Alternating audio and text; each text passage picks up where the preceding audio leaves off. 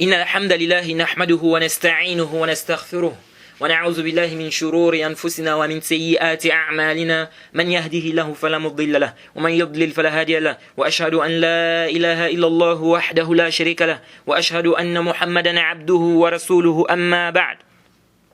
Louange à Allah, au créateur des cieux et de la terre, on le loue tout ce qu'il nous accorde comme bien et comme grâce. On lui demande de prier son prophète Mohammed, sallallahu alayhi wa sallam, sa famille, ses compagnons et tous ceux qui les ont suivis jusqu'au jour de la rétribution. Celui qu'Allah a guidé, personne ne peut l'égarer. Celui qu'Allah a égaré, personne ne peut le guider. Alors nous sommes toujours dans l'explication de sous le sunna de l'imam Ahmed ibn Hanbal, rahimahullah. Alors l'imam Ahmed dit وَمِنَ السُنَّةِ اللَّازِمَةِ الَّتِي مَنْ تَرَكَ مِنْهَا خَصْلَةً لَمْ يَقْبَلْهَا وَلَمْ يُؤْمِنْ بِهَا لَمْ يَكُنْ مِنْ أَهْلِهَا الإيمان بالقدر خيره وشره والتصديق بالأحاديث فيه والإيمان بها ولا يقال لما ولا كيف إنما هو التصديق والإيمان بها. Donc l'imam Ahmed nous dit ici, fait partie de la sunna impérative, celle dont quiconque en délaisse une caractéristique ou un rameau, car il l'a refusé ou il n'a pas cru, ne fait pas partie de ses partisans.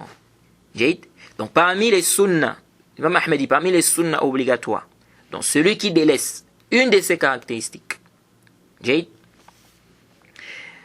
qui ne l'a pas accepté, n'a pas eu foi en cela, ne fera pas partie de ses partisans. Donc des choses qui font en sorte que la personne ne fasse pas partie des gens de la sunna. Ensuite, il a cité. Il a dit, premièrement, la foi au destin, bon ou mauvais. Il dit accepter les hadiths qui s'y rapportent et avoir foi en cela. On ne dit pas pourquoi, ni comment. C'est uniquement l'acceptation et la foi en cela. Alors, l'imam Ahmed ici a dit quelque chose de très important.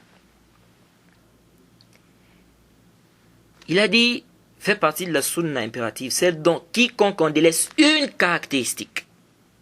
Donc celui qui va délaisser une caractéristique, un de ses rameaux, il ne fera pas partie de ses partisans. Il ne fera pas partie des gens de la sunna. Alors ça montre quoi? Ça montre qu'on peut sortir de la sunna si on a contredit un seul fondement parmi les fondements des gens de la sunna. L'imam Ahmed ici n'a pas dit qu'il doit délaisser, il doit contredire les gens de la sunna dans la majorité. Il doit laisser la majorité des caractéristiques là. Il a dit man taraka minha khaslatan. Man taraka minha khaslatan. Celui qui délaisse une seule caractéristique. C'est pourquoi nous disons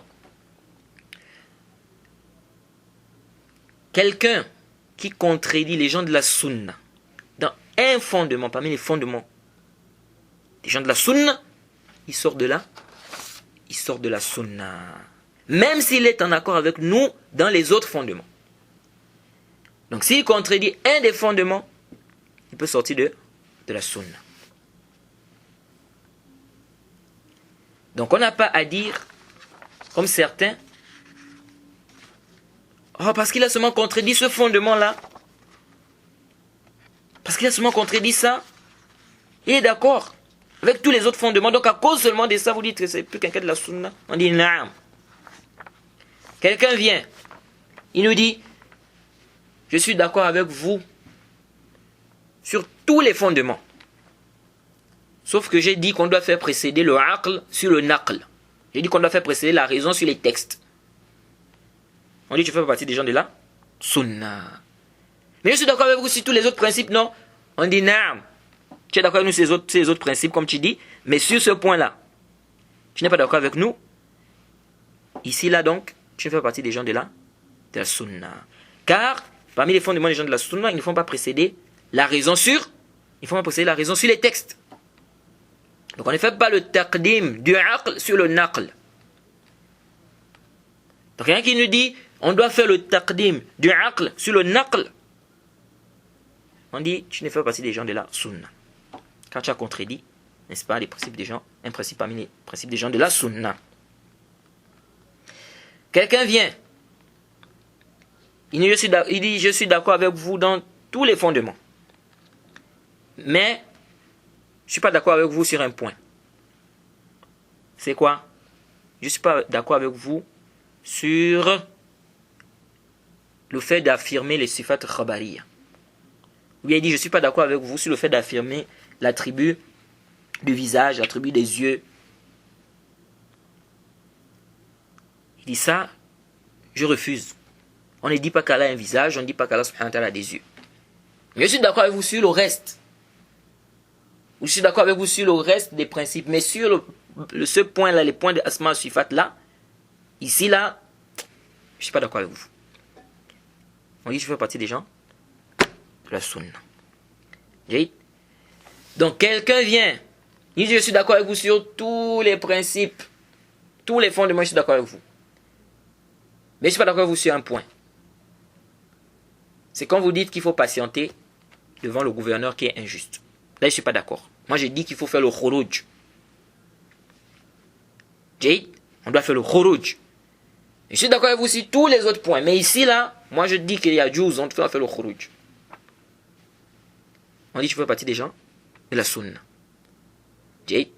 Quelqu'un vient, il le dit. Je suis d'accord avec vous sur tous les points, sur tous les fondements. Mais il y a un point où je ne suis pas d'accord. C'est sur celui qui fait des grands péchés.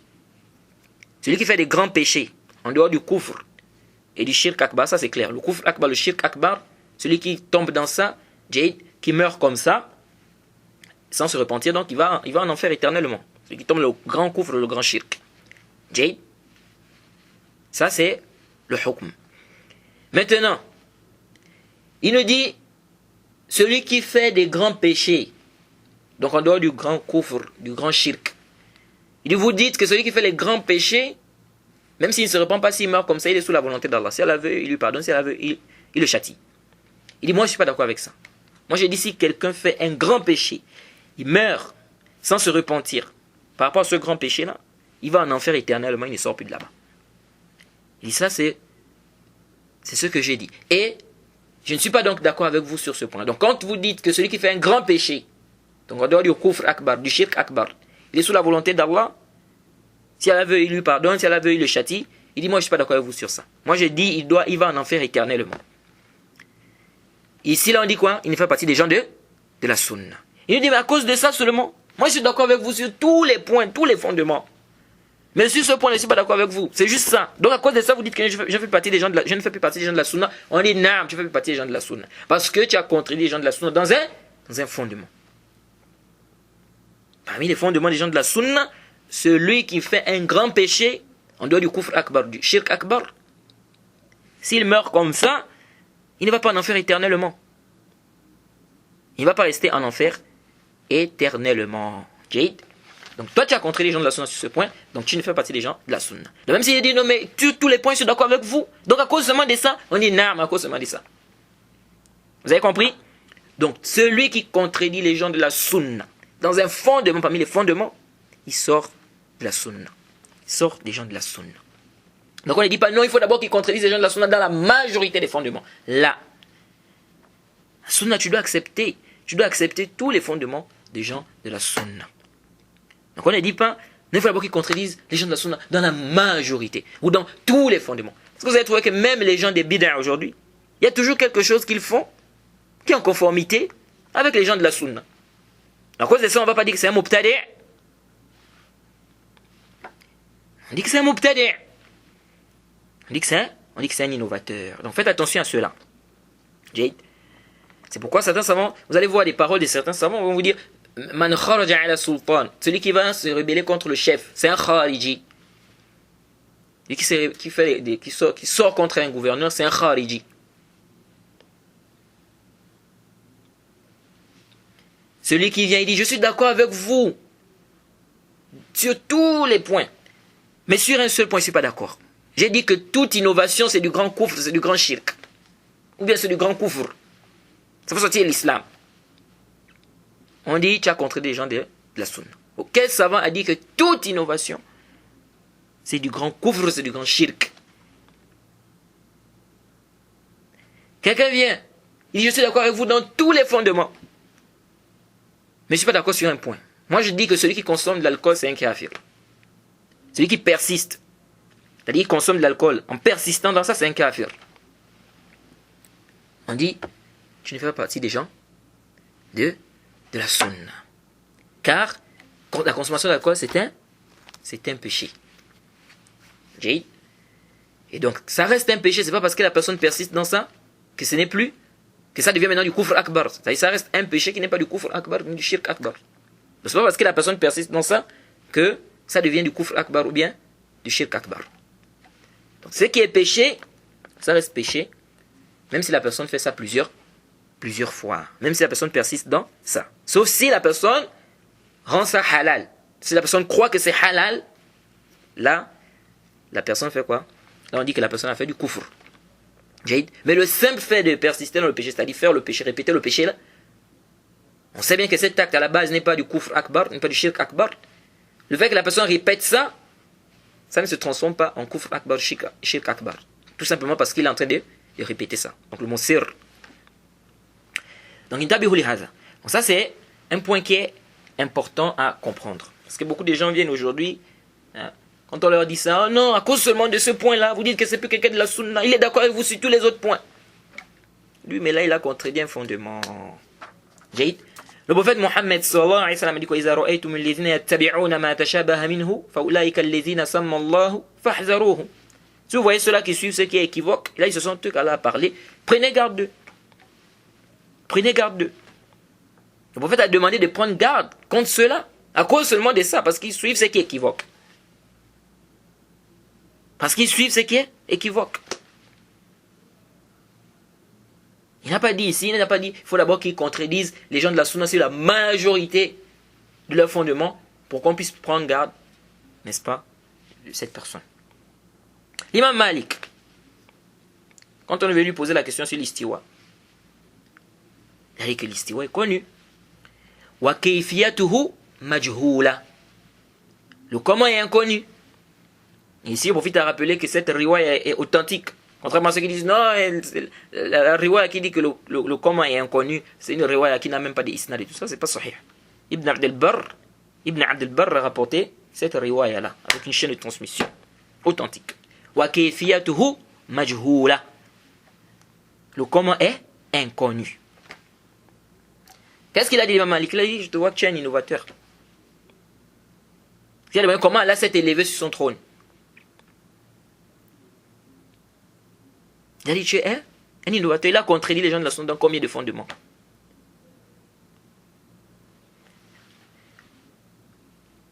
L'imam Ahmed a dit, celui qui dit que le Coran est créé, c'est un Jahmi.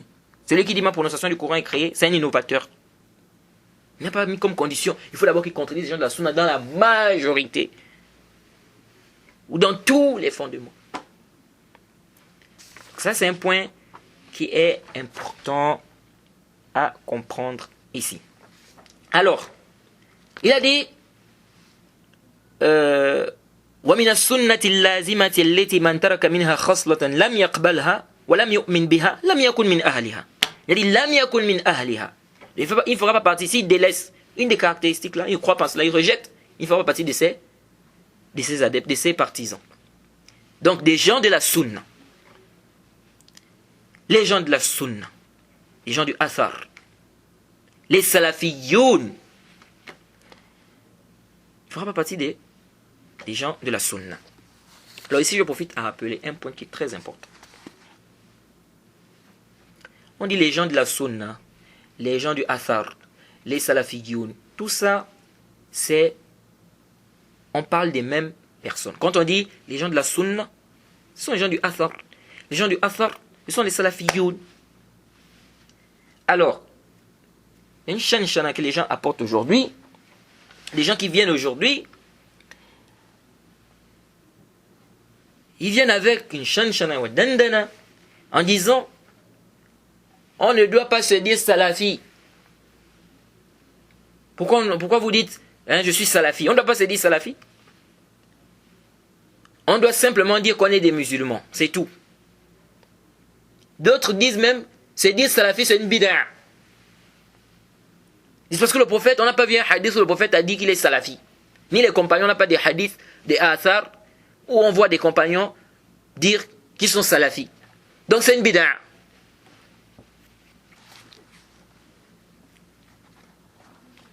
Et ils disent, Allah subhanahu wa ta'ala dit, Huwa sammakumul muslimin, surat 21 verset 78, lequel vous a déjà nommé musulmans. On vous appelez musulmans, vous devez dire que vous êtes des musulmans, c'est tout. Alors, intabihuhuna, arju an tantabihuhuna. Mais avant ça, quand on dit que celui qui contredit un fondement parmi les fondements des gens de la sunna, il ne fait plus partie des gens de la sunna, ou il ne fait plus partie des salafis, ou il ne fait plus partie des gens du athar. Intabihu. Ça, c'est la sentence générale. Hein. Quant aux applications, ça, c'est autre chose. Parce que les gens comprennent toujours mal. Les gens vont prendre un hukm qui est am, ils vont commencer à faire des applications. Non. Les savants parlent, quand les savants te disent ceux qui contredisent un fondement parmi les fondements des gens de la sunna, il sort des gens de la sunna. Ça, c'est une sentence qui est générale. Dans l'application sur des gens, ça, c'est autre chose. Parce que quelqu'un peut être ma'azour, quelqu'un peut avoir une excuse, etc. Jade. Parce qu'il y a des gens qui comprennent toujours mal. Ils vont prendre la sentence qui est générale. C'est comme on dit, celui qui fait ça, c'est un kafir. Celui qui fait ça, c'est un kafir. Ça, c'est le hukm. Dans l'application, il y a plusieurs choses qu'il faut prendre en compte, comme les savants ont détaillé. Alors, donc je disais tantôt qu'il y a des gens qui disent, on ne doit pas se dire salafi. D'autres disent même que c'est une bid'a. D'autres confondent même entre salaf et salafi. Disons, on ne doit pas se dire salaf. Ils ne font pas la différence entre salafi et salaf. Alors, intabihuhuna. Ne soyez pas trompés par ce genre de personnes. Des gens qui viennent vous dire, non, il ne faut pas vous dire salafi. On ne doit pas se dire salafi. On doit simplement dire qu'on est musulman. Hein? Le prophète n'a pas dit qu'il était salafi. Les compagnons n'ont pas dit qu'ils étaient salafis. Donc il n'y a pas à dire ça. D'autres sont même allés loin. Moi j'ai même écouté des gens aller jusqu'à dire qu'on ne doit pas se dire, on ne doit même pas dire gens de la sunna, ahl sunna. Alors intabihuhuna.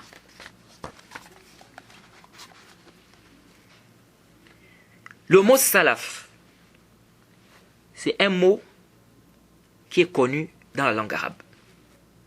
C'est un mot qui est connu dans la langue arabe. Et le mot salaf, c'est al-mutaqaddim was-sabiq. C'est celui qui t'a précédé, hein, ou l'antécédence qui a précédé. Al-mutaqaddim was-sabiq, celui qui t'a précédé. On dit salaf. Et on peut, le pluriel de ça, c'est-à-dire le pluriel de salaf, on peut dire aslaf, on peut dire soulouf, on peut dire soulaf. Tout ça, ça rentre dans le pluriel de salaf. Et le terme salaf, ce terme-là seulement, c'est venu dans le Coran. Allah subhanahu wa ta'ala dit, surat 43, verset 56, فَجَعَلْنَاهُمْ سَلَفًا وَمَثَلًا لِلْآخَرِينَ. Nous fîmes d'eux un antécédent, ou un exemple, une leçon, pour la postérité. Donc pour les autres. Donc le terme salaf est venu ici. فَجَعَلْنَاهُمْ سَلَفًا. Donc le mot salaf en lui-même, c'est pas un mot qui n'est pas connu dans la langue arabe. C'est un mot qui est connu. Donc tu ne peux pas venir rejeter déjà ça, parce que c'est un mot déjà qui est connu dans la langue arabe. Et ceux qui disent que c'est une bid'a, on va les réfuter tout à l'heure, Inch'Allah. Et Allah subhanahu wa ta'ala dans Surat Nisa aussi, donc Surat Zukhruf, ce qu'on a cité tout à l'heure, c'est Surat Zukhruf, Surat 43, verset 56. Surat Nisa au verset 23, Allah subhanahu wa ta'ala dit وَأَن تَجْمَعُوا بَيْنَ الْأُخْتَيْنِ إِلَّا مَا قَدْ سَلَفَ. Donc le terme salaf qui est venu ici. Comme on a dit, le terme salaf dans la langue arabe, ça veut dire quoi? C'est qui a précédé, celui qui t'a précédé, l'antécédent, etc. Ça, c'est au niveau de la langue arabe. Ibn Manzour dit ceci dans Lisan al-Arab, au tome 9, à la page 159. Il dit والسلف أيضا من تقدمك من آبائك وذوي قرابتك الذين هم فوقك في السن والفضل ولهذا سمي الصدر الأول من التابعين السلف الصالح.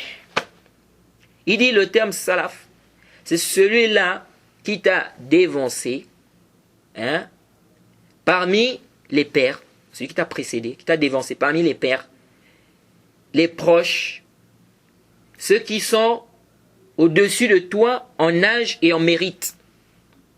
Il dit c'est pourquoi on a appelé la première génération des tabi'in salaf salih, les pieux prédécesseurs. Donc, le terme salaf, c'est celui qui t'a précédé, ce qui t'a dévancé. Celui qui t'a précédé en âge ou en mérite. Donc on parle de salaf. Et vous faites la différence entre salaf et salafi. Salaf, celui qui t'a précédé. Et le prophète a utilisé le terme salaf dans ce sens-là. Il a dit, quand il était proche de la mort, il a dit quoi? Il a dit, il disait à Fatima, wa inni la ura al-ajal, illa qad iqtaraba, fattaqillaha wasbiri, fa innahu ni'ma salaf ana lak. Le hadith est dans le Sahih. Sahih Muslim. Le prophète Mohammed sallallahu alayhi wa sallam a dit, je vois le terme est proche, donc la mort. Il a dit à Aïcha, crains Allah, patiente. Il dit, quel bon prédécesseur je suis pour toi. Quel bon prédécesseur je suis pour toi. Donc le terme salaf, c'est un terme qui est connu dans la langue arabe. Ça, il n'y a pas d'ishkal. Et les salaf, quand on dit les salaf salih, ce sont les compagnons du prophète, les élèves des compagnons, ceux qui les ont suivis, ceux qui sont venus après qui les ont suivis. On parle de quoi? On parle des pieux prédécesseurs. Jaïd. Donc les pieux prédécesseurs, ils nous ont dévancés. Donc ça, au niveau de la langue arabe, déjà pas d'ishkal. Donc quand on dit les salaf salih, on vise par là, donc les pieux prédécesseurs, on vise par là ceux qui nous ont précédés. Parmi les compagnons, les tabi'in, ceux qui sont venus après, qui les ont suivis. Ceux qui sont venus après, qui les ont suivis. Ça, c'est un point qui est important. Alors, ceux qui disent, on ne doit pas dire qu'on est salafi. Salafi, d'abord, veut dire quoi? Quand quelqu'un dit, je suis salafi, qu'est-ce que ça veut dire? Salafi, c'est-à-dire, je comprends le Coran et la sunna à la compréhension des salafs. C'est-à-dire, je suis les salafs. Donc, je m'affilie aux salafs. Donc, lui, on dit, il est salafi. Le salafi, c'est celui qui comprend le Coran et la sunna à la compréhension des pieux prédécesseurs. On dit celui-là, il est salafi. Donc salafi, c'est celui qui suit les salafs. Celui qui comprend le Coran et la sunna à la compréhension des pieux prédécesseurs. Donc des salafs salih. Celui-là qu'on dit qui est salafi. Celui qui comprend le Coran et la sunna, à la compréhension des pieux prédécesseurs, on dit que c'est un salafi. Ça déjà, il faut comprendre ça d'abord. Parce que celui qui a des problèmes, parce que ça on appelle ça nisba dans la langue arabe. Celui qui a des problèmes de langue arabe, déjà, c'est compliqué pour lui. Parce que beaucoup qui vont venir, tu te demandes, est-ce que vraiment toi tu comprends la langue arabe? On te dit salafi. Salafi, c'est-à-dire s'affilier au salaf. Ils suivent les salafs. Donc le salafi, c'est celui qui comprend le Coran et la sunna, la compréhension des pieux prédécesseurs. C'est lui le salafi. Vous avez compris ça? Et ça, c'est pas quelque chose qu'on peut renier. On ne peut pas renier ça. Le salafi, c'est celui qui comprend le Coran et la sunna, la compréhension des pieux prédécesseurs. Celui qui s'affilie au salaf. Et ça, c'est connu. Donc ça, c'est la nisba salafi. Donc les salafs, on a dit qu'ils sont les salafs. Quand on dit salafi, donc il suit les salafs. Donc il comprend le Coran et la sunna, la compréhension des salafs. Donc des pieux prédécesseurs, des salafs salih. Donc ça, il n'y a pas d'ishkal. On n'a même pas fait un débat sur ça. Quand on dit salafi, c'est-à-dire qu'il suit le Coran et la sunna, la compréhension des pieux prédécesseurs. C'est-à-dire s'affilie au salaf. Ça, on n'a pas besoin de faire un débat sur ça. Maintenant, quand vous dites aux gens, non, vous ne devez pas vous dire, on ne doit pas se dire salafi. Pourquoi on ne doit pas se dire salafi? Vous dites, non, Allah subhanahu wa ta'ala a dit, surat 21, verset 78, huwa sammakum al-muslimin. Lequel vous a nommé musulmans. Voilà, on nous a appelés musulmans, nous sommes des musulmans, on doit seulement dire qu'on est musulmans. On dit, C'est toi qui connais plus ou bien c'est Allah? C'est toi qui connais plus ou bien c'est Allah? Antum a'lamu amillah. C'est vous qui avez plus de connaissances ou bien c'est Allah? Allah subhanahu wa ta'ala n'a-t-il pas appelé des compagnons du prophète Muhajirun? N'a-t-il pas appelé des compagnons du prophète Al-Ansar? Le prophète Mohammed sallallahu alayhi wa sallam, il ne nous a pas parlé des Ghuraba. Quand Allah appelait des compagnons du prophète Muhajirun ou bien Ansar, il ne savait pas que c'est des musulmans. Il ne savait pas que c'était des musulmans. Il savait. Mais ça n'a pas empêché Allah de les appeler Al-Muhajirun ou Al-Ansar. Où est l'ishkal? C'est faire une distinction. Ça, ce sont des Muhajirun et ce sont des Ansar. Juste pour faire une distinction. C'est des musulmans, naam, mais ce sont des Muhajirun, ce sont des Ansar. Donc, où est le problème ici? C'est des musulmans, mais ce sont des Ghuraba. Il y a un ishkal. Le problème est à quel niveau? Quand quelqu'un dit je suis salafi, c'est parce qu'il veut simplement se démarquer, c'est-à-dire il dit quelle est la voie qu'il suit. Il dit moi, je suis un musulman, naam, mais je ne suis pas n'importe quelle voie. Je suis la voie des pieux prédécesseurs. Donc je suis salafi, je comprends le Coran et la Sunna, la compréhension des pieux prédécesseurs. L'ishkal est où dans ça? Le problème est où? À quel niveau ici? C'est-à-dire, où se trouve ton problème? Ton problème est où ici? Quelqu'un est en train de te dire que moi, je ne suis pas n'importe quelle voie. Je suis le Coran et la Sunna, la compréhension des pieux prédécesseurs. C'est la voie-là que moi je suis. Donc, il informe sur la voie qu'il est en train de suivre. Où est le problème? Où est ton problème ici? C'est pourquoi ceux qui disent que c'est une bid'a, ceux qui disent non, dire qu'on est salafi c'est une bid'a. C'est quoi le dalil que c'est bid'a? Le prophète n'a pas dit qu'il était salafi. Les compagnons n'ont pas dit qu'ils étaient salafi. Intabihu huna. Cheikh Al-Albani a dit, on fait la différence. Parce qu'il y a des gens qui ont dit que dire qu'on est salafi c'est une bid'a. Parce que le prophète n'a pas dit ça, les compagnons n'ont pas dit ça. Cheikh Al-Albani te dit quoi? Il dit, les gens disent, vous combattez l'innovation, vous combattez la bid'a. Mais après vous venez encore vous dites, nous sommes des salafiyoun. Sachant que le prophète n'a jamais dit qu'il est salafi, ou bien les compagnons, ou même les élèves des compagnons. Intabihu huna. Cheikh Al-Albani dit, celui qui vient avec ça, qui dit que c'est une bid'a, de dire qu'on est salafi, il dit, il a eu un problème de compréhension. Il dit, les savants font la différence entre des choses qui sont des adorations à la base et des choses qui ne sont pas des adorations à la base. Et ils disent, la base dans les adorations, c'est l'interdiction, jusqu'à ce qu'on ait une preuve. La base dans les choses qui ne sont pas des adorations à la base, donc des adat, les coutumes, c'est la permission. Jusqu'à ce qu'on ait une preuve. Jade. Suivez attentivement. C'est très important ce que le Cheikh Al-Albani a dit. Parce que les gens viennent là pour embrouiller les gens. Oh non, on ne doit pas se dire salafi, parce que ça c'est une bid'a, etc. Cheikh Al-Albani dit, quand on dit, nous sommes nahnu salafiyoun, nous sommes des salafis. Il dit ça à la base, c'est pas une adoration. Il dit ça c'est un ta'rif. Tu es en train d'informer, tu dis je suis salafi, c'est-à-dire je suis le Coran et la Sunna en compréhension des pieux prédécesseurs. J'ai une information sur quelque chose qui est le waqi'. Il dit ça à la base, c'est pas une adoration. Donc si toi tu veux interdire, apporte le dalil, c'est quoi ton dalil qui interdit ça? Quelqu'un dit je suis salafi. Il informe aux gens que moi, je ne suis pas n'importe quelle voie. Moi, je suis le Coran et la Sunna, la compréhension des pieux prédécesseurs. Parce qu'il y a beaucoup de voix. Il y a beaucoup de voix. Il y a les gens des Jama'at Tabligh, hein? Il y a les Khawarij, il y a ceci, il y a cela. Lui, il dit, moi, je suis le Coran et la Sunna, la compréhension des pieux prédécesseurs. Il informe. Donc, où est l'ishkal ici? Donc, si toi, tu veux interdire ça, on va te demander, c'est toi qui dois apporter le dalil. Et quand tu es en train de réprimander quelqu'un qui dit je suis salafi, tu dis non, tu ne dois pas dire que tu es salafi. Tu dois dire seulement que tu es musulman.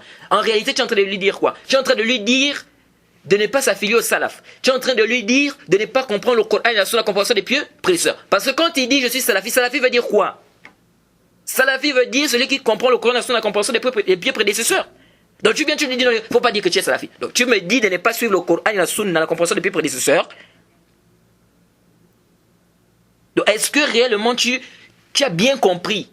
Est-ce que tu t'entends? Quand tu viens, tu dis à quelqu'un, faut pas dire que vous êtes des salafiyons, ne dites pas ça. Donc tu es en train de me dire de ne pas m'affilier au salaf. Oui, parce que salafi, c'est un nisba. Celui qui s'affilie au salaf. Donc, il comprend le Coran, la Sunna, la compréhension des pieux prédécesseurs. Il y a un mal en cela? C'est wajib pour toi de comprendre le Coran et la Sunna, la compréhension des pieux prédécesseurs. Donc si quelqu'un dit je suis salafi, il n'y a pas à le réprimander. Et nous disons, si tu veux interdire ça, tu dois apporter le dalil. Parce qu'à la base, le fait de dire que je suis salafi, comme dit Cheikh Al-Albani, il dit ça à la base. Le asl de ça, c'est pas une adoration à la base. Tu es en train d'informer, c'est un tarif. Il dit, c'est comme quelqu'un dit, je suis un musulman syrien, je suis un musulman jordanien. Tu veux dire que non, ne dis pas ça. Non, il est en train de t'informer. Il t'informe, non, je suis musulman, mais je suis syrien. Je suis musulman, non, mais je suis jordanien. Comme quelqu'un peut dire, je suis musulman, mais je suis gabonais. Je suis musulman, mais je suis américain. Je suis musulman, je suis français. Tu as interdit ça à quelqu'un? Donc ici, il te dit, je suis musulman, mais attention, je suis salafi. C'est-à-dire que moi, je suis le Coran et la Sunna, la compréhension des pieux prédécesseurs. Pourquoi tu veux venir interdire ça à quelqu'un? Il est en train de t'informer de son mazhab. Il t'informe son mazhab. Moi, mon mazhab, c'est Kitab wa Sunna bi fahmi salaf al-umma. C'est ça mon mazhab. C'est ça mon mazhab. Pourquoi tu veux interdire? Où est ton dalil qui interdit? C'est pourquoi Cheikh Al-Albani a dit les affiliations. Il les a peut être réprimandées. C'est ça contredit? Ça contredit le Kitab wa Sunna. Et il dit s'affilier au salaf. Ça, c'est demandé. Et comme je viens de vous dire même, c'est wajib même de suivre le Kitab wa Sunna bi fahmi salaf al-umma. Donc tu ne peux pas venir dire à quelqu'un, non, ne dis pas que tu es salafi. Mais tu es en train de me dire de ne pas m'affilier au salaf. Tu es en train de me dire de ne pas suivre le Coran et la Sunna, la compréhension des prédécesseurs. Donc soit tu n'as pas compris c'est quoi, qu'est-ce que ça veut dire salafi, ou tu as compris et tu me dis de ne pas m'affilier au salaf. Et si c'est ça, c'est grave.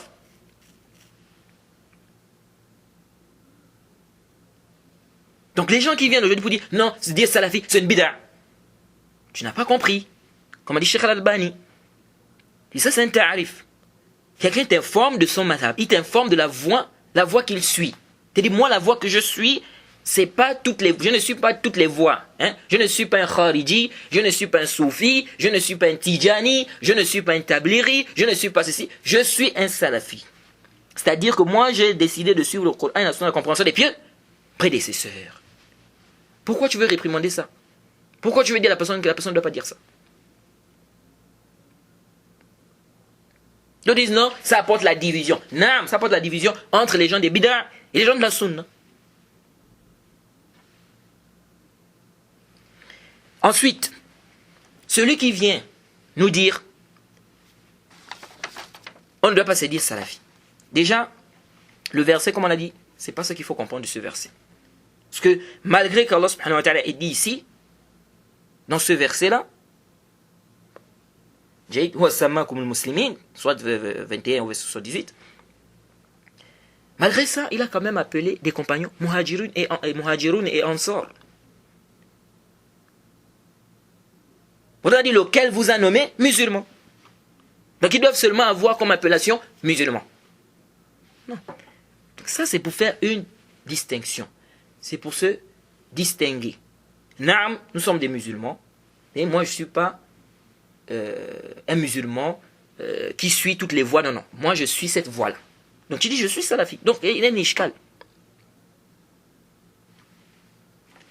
Alors, quelqu'un qui vient nous dire, il ne faut pas dire on est salafi.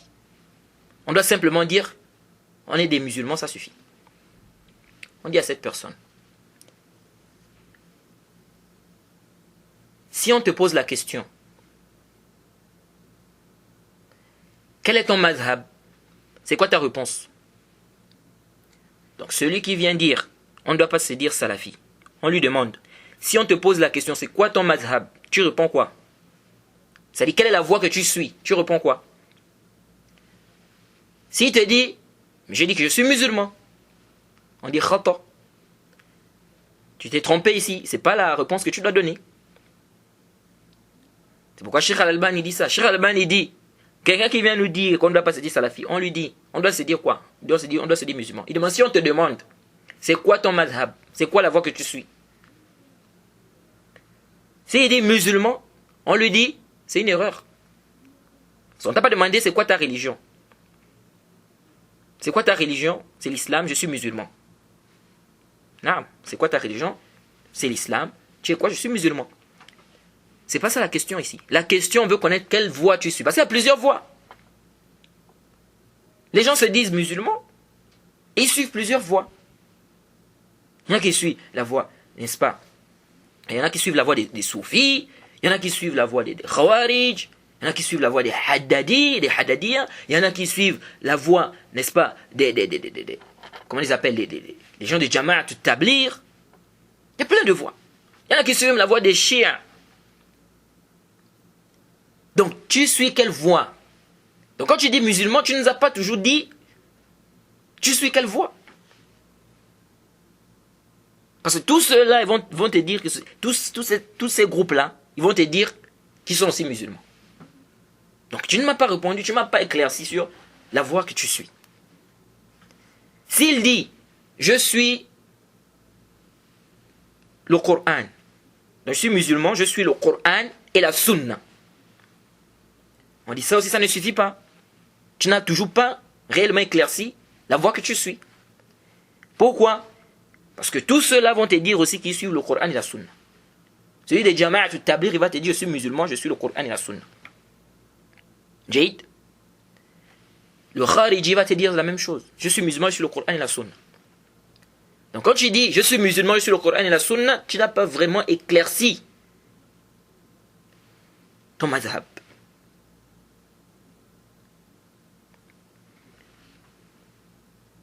Donc, dans la question qu'on t'a posée, jusqu'alors on n'arrive pas vraiment à savoir. S'il dit, je suis le Coran et la Sunna à la compréhension des pieux prédécesseurs. Donc je suis musulman, Jade, et pas n'importe quel musulman, je suis un musulman qui suit le Coran et la Sunna à la compréhension des pieux prédécesseurs. Donc je ne suis pas toutes les voies. Je suis un musulman qui suit le Coran et la Sunna à la compréhension des pieux prédécesseurs. Ah, on le dit, il n'y a pas un mot dans la langue arabe qui englobe tout ça là. Il n'y a pas un mot que tu peux utiliser dans la langue arabe qui va englober tout ça. Je suis le Coran et la Sunna à la compréhension des pieux prédécesseurs. Il n'y a pas un mot en langue arabe qui peut englober tout ça. Il n'y a pas de doute que si. Le terme salafi. Car le salafi, c'est celui qui suit le Coran et la Sunna à la compréhension des pieux prédécesseurs. Donc au lieu de tirer, de faire, je suis le Coran et la Sunna à la compréhension des pieux prédécesseurs, dis simplement salafi, c'est fini. C'est résumé, c'est concis et c'est clair. Salafi, nisba. C'est nisba, une affiliation au salaf. Donc tu suis le Coran et la Sunna comme les salafs ont compris. Donc lui il dit, je comprends le Coran et la Sunna, la compréhension des pieux prédécesseurs. Dis simplement, je suis salafi. Et khalas. Donc là, tu nous as montré ton mazhab. Là, c'est clair. Tu suis le Coran et la Sunna, la compréhension des pieux prédécesseurs. Quand tu dis je suis salafi, c'est clair. Donc tu peux dire je suis le Coran et la Sunna, la compréhension des pieux prédécesseurs. Il n'y a pas d'ishkal. Il n'y a pas d'ishkal à dire ça. Mais on dit, est-ce qu'en langue arabe, on ne peut pas trouver un mot qui englobe tout ça, qui résume? On dit khayrul kalam ma qalla wa dal. La meilleure parole, c'est la parole qui est quoi? Concise. Et dont le sens est clair et compris. Une petite parole, mais le sens est résumé là-dedans et compris là-dedans. Donc quand tu dis mon mazhab, moi je suis un salafi. Là, c'est clair. Là maintenant c'est clair. Donc ton mazhab, c'est quoi? Est-ce que tu suis le kitab ou sunna à la compréhension des pieux prédécesseurs? Parce que beaucoup là ne sont pas d'accord avec nous sur ça. On te dit, non, on suit le kitab ou sunna. Mais quand on arrive à la compréhension des pieux prédécesseurs, il commence à faire toute une philosophie. Oui, il va dire, mais après, quand il s'agit maintenant quand on va arriver au niveau de l'application, il commence à faire toute une philosophie. Donc, ici, là, il n'y a pas d'ishkal, il n'y a aucun problème à se dire salafi. Aucun problème. Et ce n'est pas une bid'a. Celui qui veut venir interdire, on va lui demander, aïna dalil, c'est quoi ton dalil qui interdit ça? Quelqu'un est en train de faire, c'est un ta'arif. Il dit, je suis salafi. Donc je suis le Coran, la sunna, compréhension des pieux prédécesseurs. Pourquoi tu veux venir interdire ça? Donc, intabihu li hadha. Pourquoi Cheikh Al-Albani a dit ceux qui viennent dire que c'est une bid'a? Ils n'ont pas compris. Il dit à la base, quand je dis je suis salafi, il dit à la base, ça c'est pas une bid'a, c'est pas une adoration. Il dit à la base, ça c'est un ta'arif. Et ceux qui réprimandent, ceux qui disent non, on ne doit pas se dire salafi, ils sont en train de dire, c'est-à-dire que leur parole implique qu'on ne doit pas s'affilier au salaf, on ne doit pas suivre les salafs. Parce que salafi veut dire quelqu'un qui suit les salafs, quelqu'un qui suit le Coran, la sunna, la compréhension des pieux prédécesseurs. C'est ça le salafi. Celui qui suit le Coran, la sunna, la compréhension des pieux prédécesseurs. Donc quand tu dis à quelqu'un, tu ne dois pas te dire salafi, ou tu dis, on ne doit pas se dire salafi, tu es en train de dire aux gens de ne pas s'affilier au salaf, tu es en train de dire aux gens de ne pas comprendre le Coran, la sunna, la compréhension des pieux prédécesseurs. Il n'y a pas de doute que ça c'est un égarement, de dire aux gens de ne pas comprendre le Coran, la sunna, la compréhension des pieux prédécesseurs. Donc c'est ce que tu es en train de dire aux gens. Sauf si maintenant tu es un jahil, sauf si tu ignores c'est quoi le sens des salafis. Sauf si tu ignores c'est quoi le sens des salafis. Alors, intabihuhum.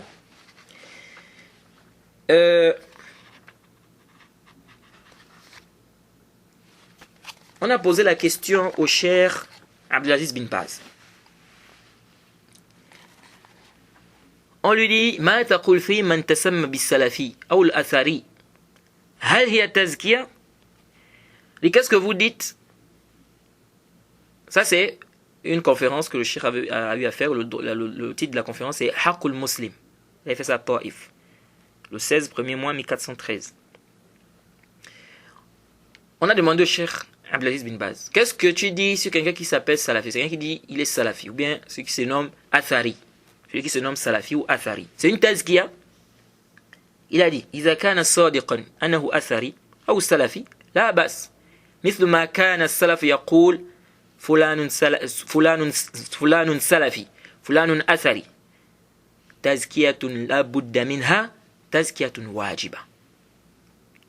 Il dit, le cheikh répond, il dit, s'il est véridique qu'il est Athari ou qu'il est Salafi, il n'y a pas de problème. Il dit, comme les Salafis disaient, tel est Salafi, tel est Athari, il dit, c'est une thèse qu'il faut, c'est une thèse qui est obligatoire. Cheikh Ibn Baz dit même, c'est une thèse qui est obligatoire. L'imam Sam'ani a dit, l'imam Sam'ani, il est mort en 562. Il a dit, wa Salafi, bi fath sin, wa lam, wa fi akhiriha alif, هذه النسبة إلى السلف نسبة إلى السلف. Il dit le terme salafi là avec le fath sur le sin, fath sur le sin et le lam, il dit à la fin le alif là, il dit ça c'est une affiliation au salaf, c'est une affiliation au salaf. Il dit ça dans le kitab al-ansab au tome 7 à la page 104. C'est une affiliation. Donc quand tu dis je suis salafi, tu t'affilies au salaf. Donc quand toi tu vas me dire, ne dis pas que tu es salafi, tu me demandes de ne pas m'affilier au salaf, tu me demandes de ne pas suivre les salafs. Non, je t'ai pas dit ça, mais donc tu n'as pas compris, ça veut dire quoi salafi? Donc comprends d'abord ça veut dire quoi salafi, après tu viens discuter. Parce que même ça tu n'as pas encore compris c'est quoi.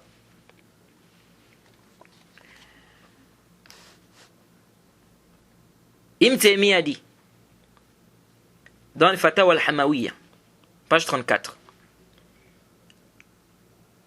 il dit فاعلم أنه ليس في العقل الصريح ولا في شيء من النقل الصحيح ما يوجب مخالفة الطريقة السلفية.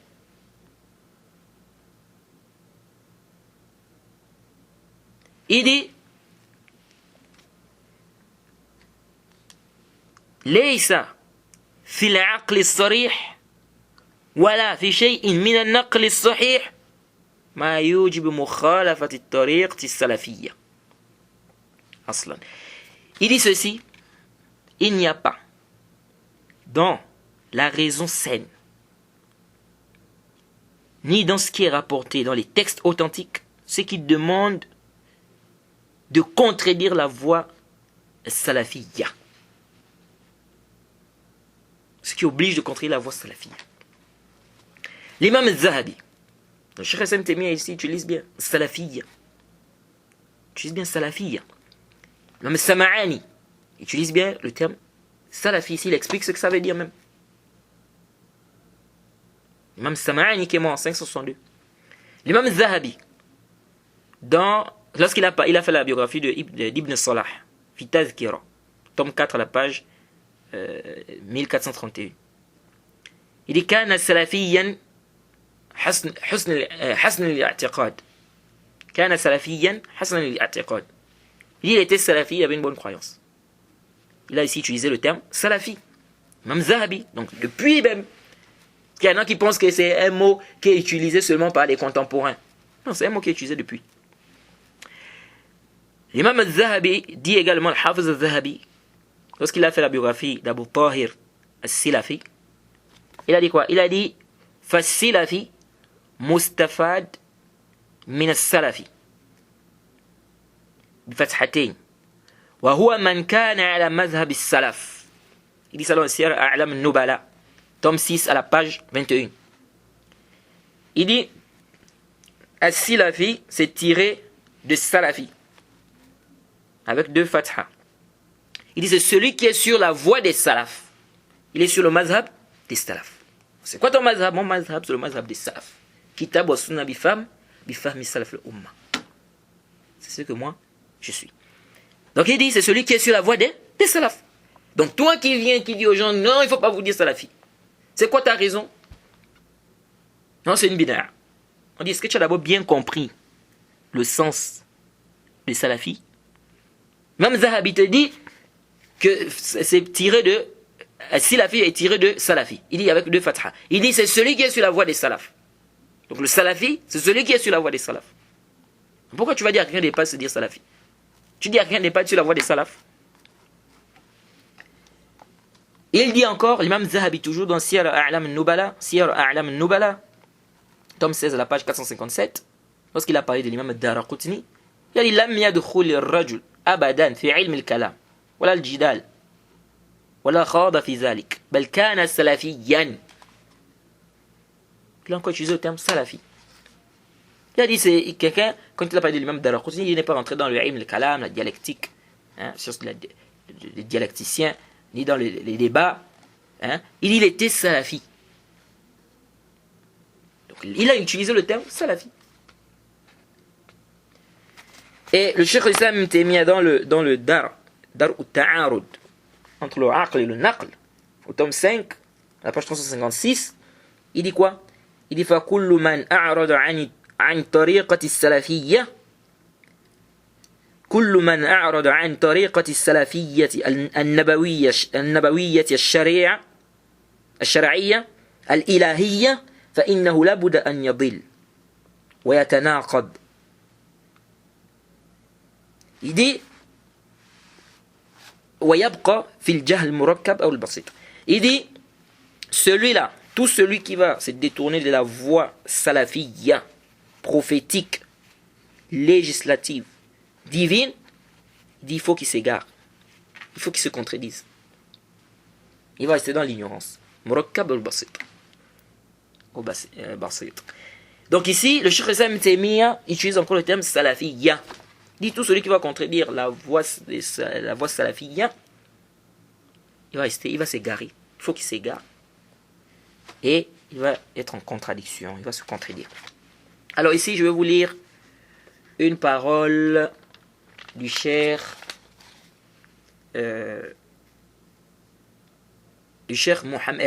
Zayd ibn Hadi al-Madkhali. Le Cheikh Zayd ibn Hadi al-Madkhali, rahimahullah.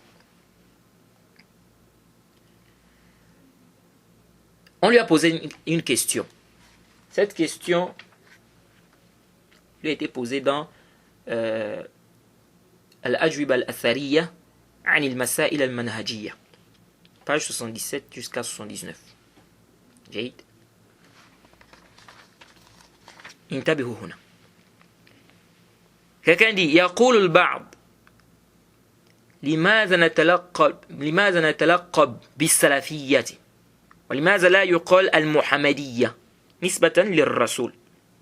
Quelqu'un dit au cheikh, pourquoi on dit la salafiyya, pourquoi on ne dit pas le muhammadiyya, que ce soit une affiliation au prophète. Donc, on doit dire al-muhammadiyya, donc on suit le prophète Mohammed sallallahu alayhi wa sallam. Pourquoi on dit as-salafiyya? Alors le cheikh répond, il dit naqul lahu. Donc en réponse, il dit, nous disons à celui qui dit ça, inna i'tiradaka ala man azhara mazhab as-salaf ala man azhara mazhab as-salaf as-salih wa intama ilayhi batilun wal hamil laka ala hadha al-i'tirad huwa. Le cheikh dit, il dit, nous disons à celui-là, donc celui qui vient dire ça, qui dit pourquoi on ne dit pas al-muhammadiyya, pourquoi on dit as-salafiyya. On a dit al-muhammadiyya, on suit le prophète Mohammed sallallahu alayhi wa sallam, puisqu'on suit le prophète Mohammed. Donc on doit dire al-muhammadiyya, pourquoi on dit as-salafiyya. Le cheikh a dit, on dit à celui qui dit ça, ton objection, l'objection que tu fais à celui qui présente, qui montre, qui s'affilie au mazhab des pieux prédécesseurs, des salaf salih, et ton objection à celui-là est batilun. Elle est fausse et nulle.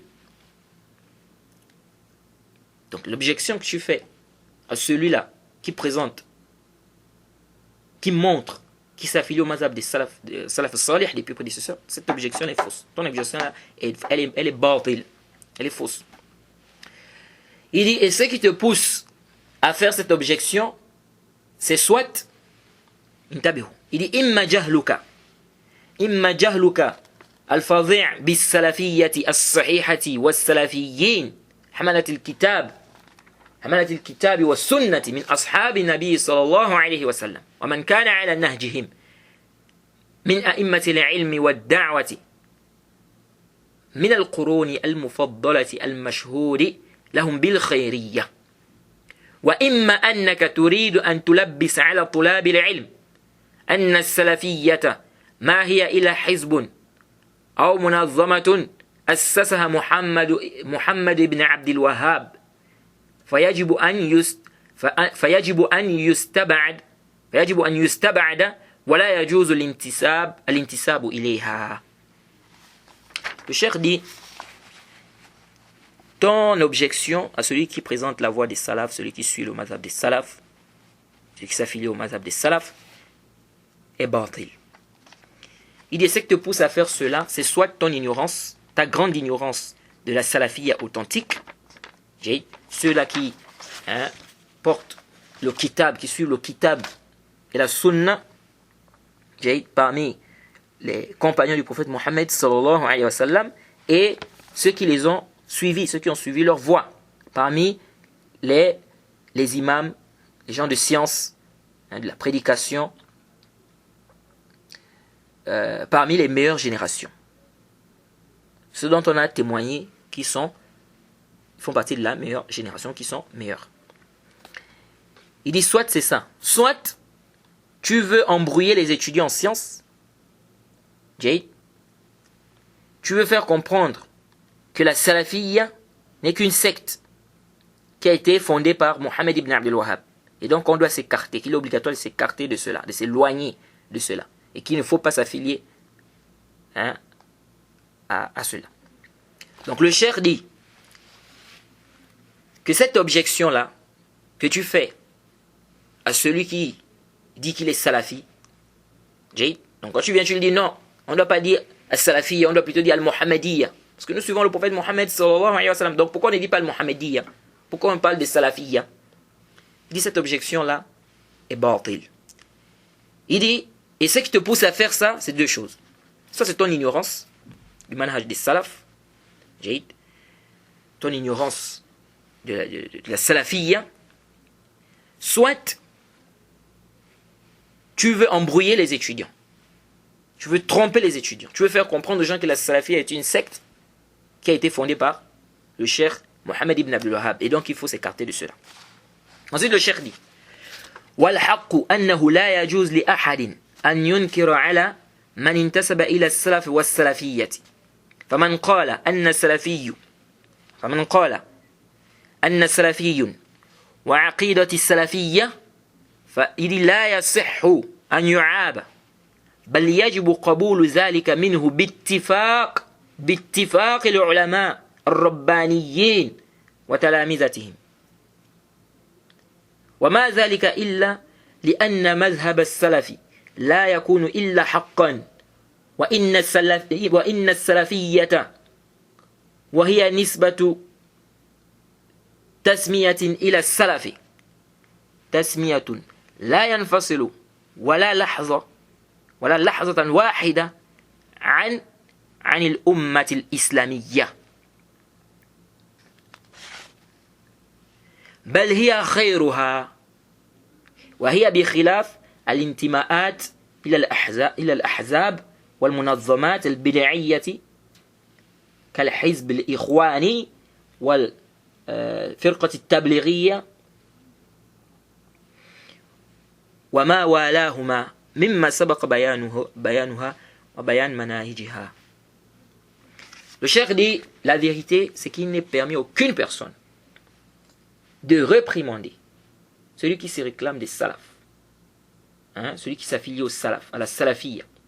Il dit, celui qui dit je suis salafi, ma croyance est salafiyya, il dit, il n'est pas permis de le réprouver, de le réprimander.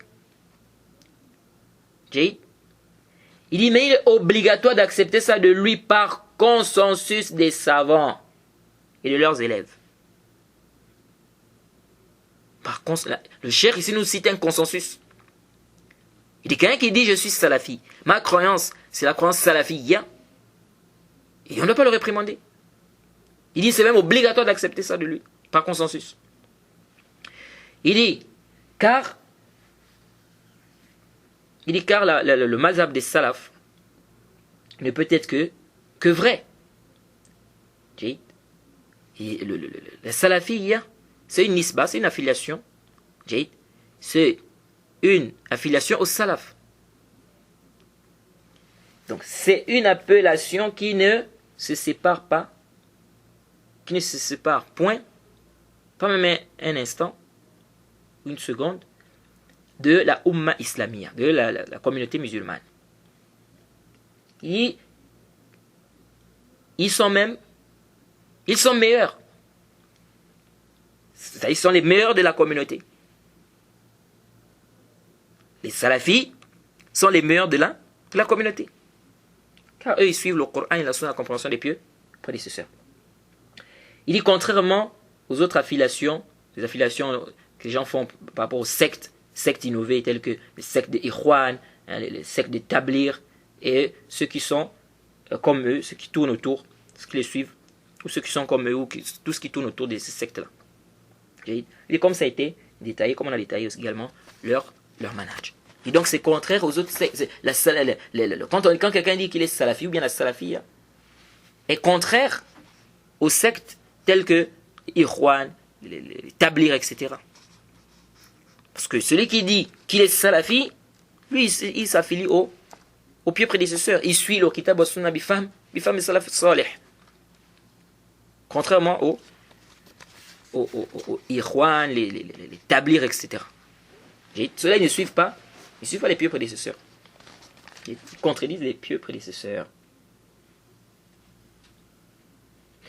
Ensuite, le cheikh a dit وَأَمَّا قَوْلُ الْمُفْتَرِضِ على العقيدة السلفية وأهلها السلفيين لما لا يقال المحمدية نقول هذا التلبيس منه على الناس من جنس ما قبله فالأمة كلها يقال لها الأمة المحمدية أي إن محمدا نبيها وقد انقسمت إلى أمة الدعوة وأمة الإجابة وانقسمت الأمة الإجابة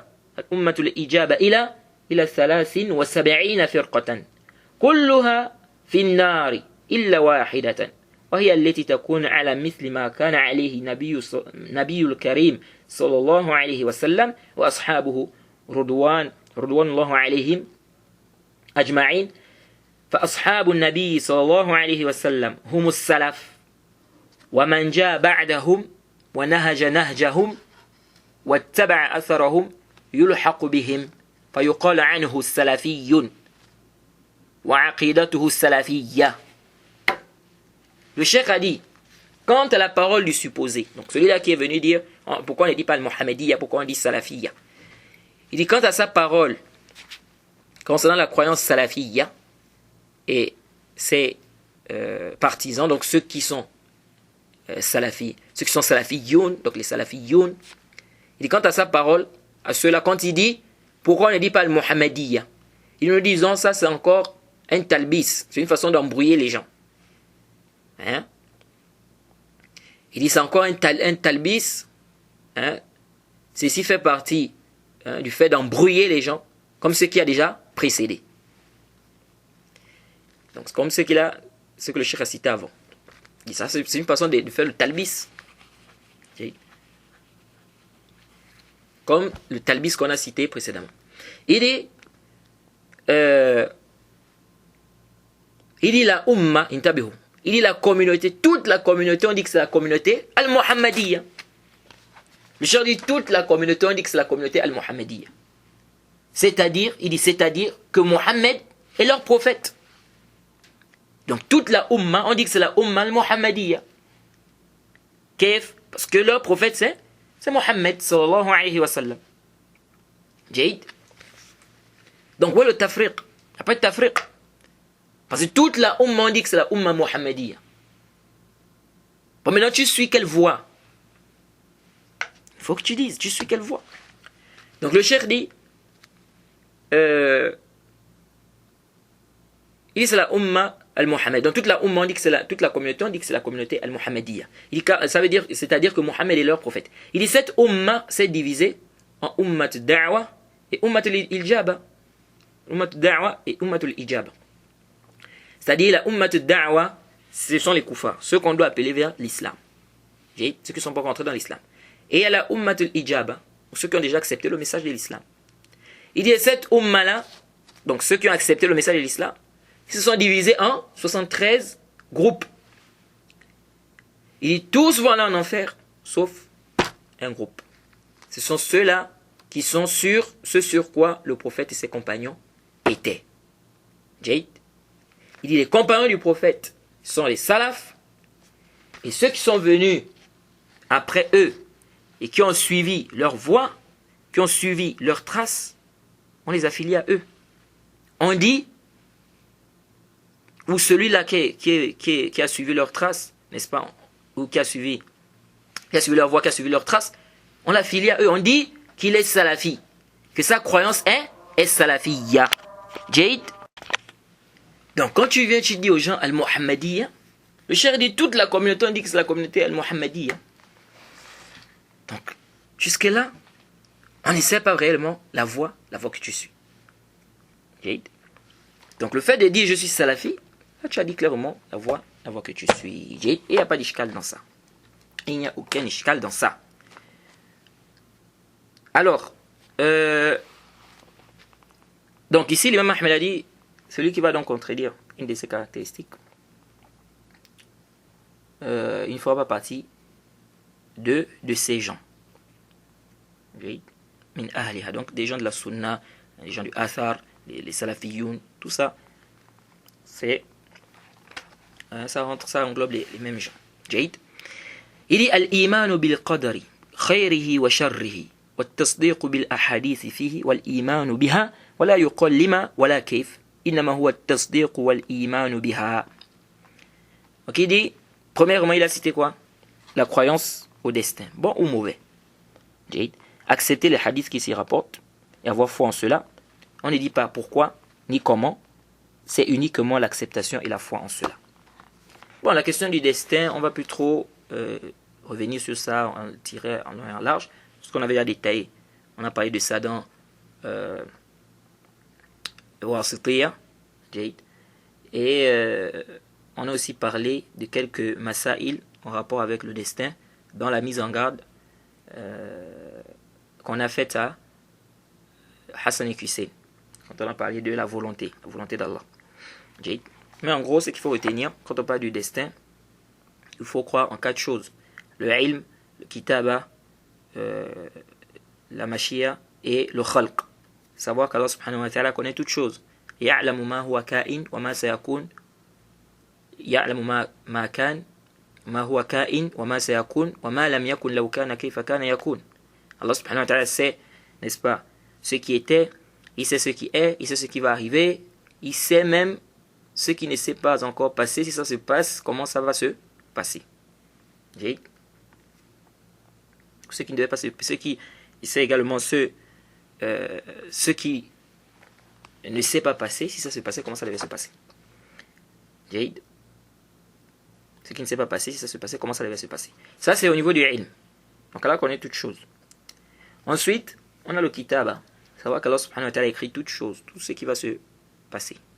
Jusqu'à Yawm al-Qiyamah. Tout ça, ça a été écrit. Ensuite, on a la volonté. Qu'Allah subhanahu wa ta'ala a une volonté, que rien ne se produit sans la volonté d'Allah subhanahu wa ta'ala. Tout ce qui se produit, c'est par la volonté d'Allah subhanahu wa ta'ala. Et la volonté d'Allah, c'est vraiment divisé en deux. Dans le irada, on divise le irada en deux. On a la volonté universelle, on a la volonté législative ou juridique. Et ça aussi, on a déjà fait des tafsilat par rapport à cela. Ensuite, on a le khalq, de savoir qu'Allah subhanahu wa ta'ala a créé toutes choses. Allah a créé toutes choses, même les actes des créatures, c'est Allah subhanahu wa ta'ala qui a créé cela. Et il ne convient pas de s'argumenter du destin pour faire des péchés. Il y a des gens comme ça. Quelqu'un va voler et il dit c'est le destin. Donc, ça c'est quoi? Ça c'est pas juste. Et je crois qu'on avait déjà parlé de ça. On avait dit que ça, même la raison raisonnante refuse cela.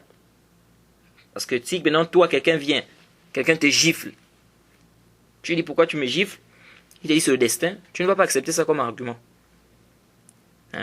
Quelqu'un vient, il te gifle, il rentre chez toi, il prend tes affaires, il commence à transporter ça, il met ça dans sa voiture. Tu dis c'est comment, tu vas avec ça où? Il te dit c'est le destin. Tu vas accepter ça? Tu ne vas pas accepter. Tu sais bien qu'il il a une volonté là quand il est en train de faire ces actes-là. Jade. Donc pourquoi ici tu ne vas pas accepter, mais tu veux apporter ça comme argument, tu vas apporter l'argument du destin pour justifier tes péchés. Donc ça ne tient pas. Jade. Alors ici il y a un ishkal. Il y a un hadith d'Abu Huraira, qui est venu dans le Sahih, où on dit que Moussa a dit à Adam alayhi salam, c'est toi qui nous as fait sortir du paradis. On dit, Moussa s'argumenta contre Adam. Il dit, c'est toi qui nous as fait sortir du paradis.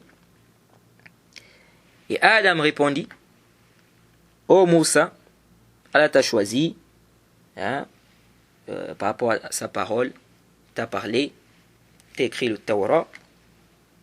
Il dit, vas-tu me reprocher une chose qu'Allah a décrétée sur moi 40 ans avant qu'il ne me crée? Et c'est ainsi qu'Adam s'argumenta contre Moussa. Il a eu le dessus sur Moussa. Alors ici, ce hadith peut poser un ishkal à certaines personnes. Moussa dit à Adam alayhi salam, c'est toi qui nous as fait sortir du paradis. Adam dit, vas-tu me reprocher quelque chose qui a été écrit, qui a été décrété sur moi 40 ans avant qu'on ne me crée, ou depuis avant même ma création. Quelqu'un peut dire, mais c'est comme si ici, Adam alayhi salam s'est argumenté par rapport au péché. On dit là, ghalat. Tu n'as pas compris. Ici, là, le Cheikh Islam Ibn Taymiyyah nous dit que Adam alayhi salam, il ne s'est pas argumenté ici du destin sur le péché, mais il s'est argumenté du destin sur le malheur, par rapport au malheur, par rapport à la sortie du paradis. C'est-à-dire, ici, est-ce que Adam alayhi salam parlait ici du péché? Non, il a parlé ici du malheur. Parce que Moussa alayhi salam a dit quoi? Il dit, c'est toi qui nous as fait sortir du paradis. Donc, il parle ici de ce qui s'est passé, donc la sortie du paradis. Et Adam a dit que va tu me reprocher ce qu'on avait déjà prescrit sur moi depuis. Donc ici, il parle de quoi? Du péché, ou bien il parle de la sortie du paradis? Il parle de la sortie du paradis. Ça, c'est un. Deux, nous disons.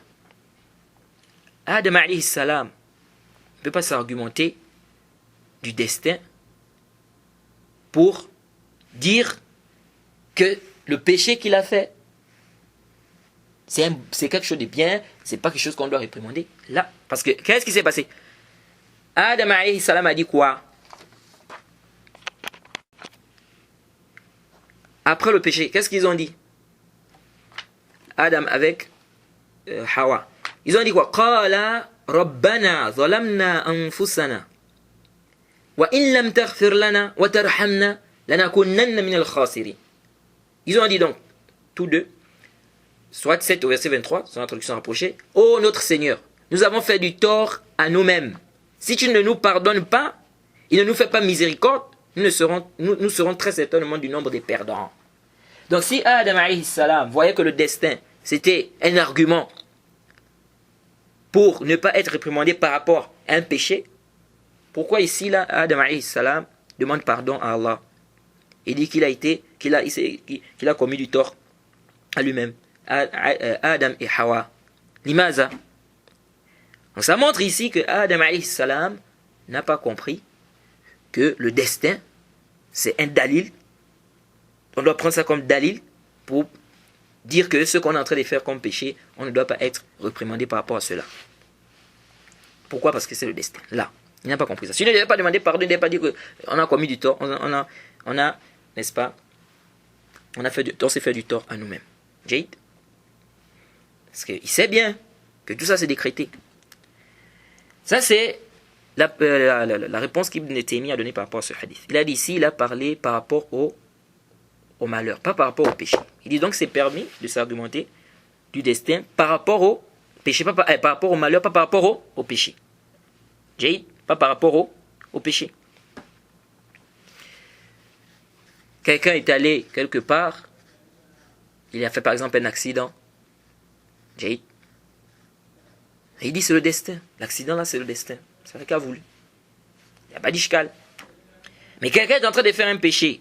On lui dit, il faut délaisser ça, c'est pas bien. Il dit non, c'est le destin. Pour persister dans le péché. C'est bien ça? Là. Relate. Ça c'est une réponse. Ibn al-Qayyim a donné une autre réponse. Il a dit ici, ce hadith montre qu'il est permis de s'argumenter du destin sur le péché, mais après avoir fait le tawbah, après s'être repenti. Pas pour persister dans le péché. Donc s'argumenter du destin pour persister dans le péché, pour faire le péché, c'est interdit. Mais s'argumenter du destin sur le péché, après le tawbah, après s'être repenti, il dit c'est permis. Donc quelqu'un a fait tawbah, il s'est repenti, Jade, il a fait un péché, il s'est repenti, il dit voilà tu avais fait ceci ou cela, il dit c'est le destin. Il a déjà fait tawbah. Mais pas quelqu'un, il est en train de faire des péchés, on lui dit ne pas faire cela, il dit c'est le destin.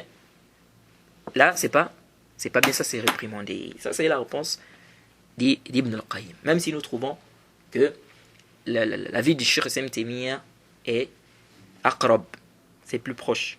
Jade. Même si la réponse d'Ibn al-Qayyim aussi est wajih. C'est pourquoi Cheikh Ibn Uthaymin, il a dit la réponse d'Ibn Taymiyyah est aqrab. dit même si aussi celle d'Ibn al-Qayyim est wajih. Jade. Donc, en résumé, nous disons on ne doit pas s'argumenter du destin pour faire le péché. C'est-à-dire que celui qui fait un péché il ne doit pas s'argumenter du destin pour persister dans ce péché. Dit non, c'est le destin. Donc je ne fais rien. Je ne délaisse pas parce que c'est le destin. On dit là. Ce qu'on a dit, ça c'est pas un argument. C'est pourquoi tu n'acceptes pas si quelqu'un vient te gifler. Pourquoi tu n'acceptes pas quand il va te dire non, c'est le destin. Mais si te dit c'est le destin, pourquoi tu n'acceptes pas ça? Jade. Donc disons, c'est argumenter du destin. Pour faire le péché, pour justifier le péché, pour s'innocenter, on dit ça c'est pas. Pour dire que non, il n'y a pas de problème. Ce que je suis en train de faire, c'est pas de ma faute, c'est le destin. Donc je continue dans ça, ça c'est réprimandé.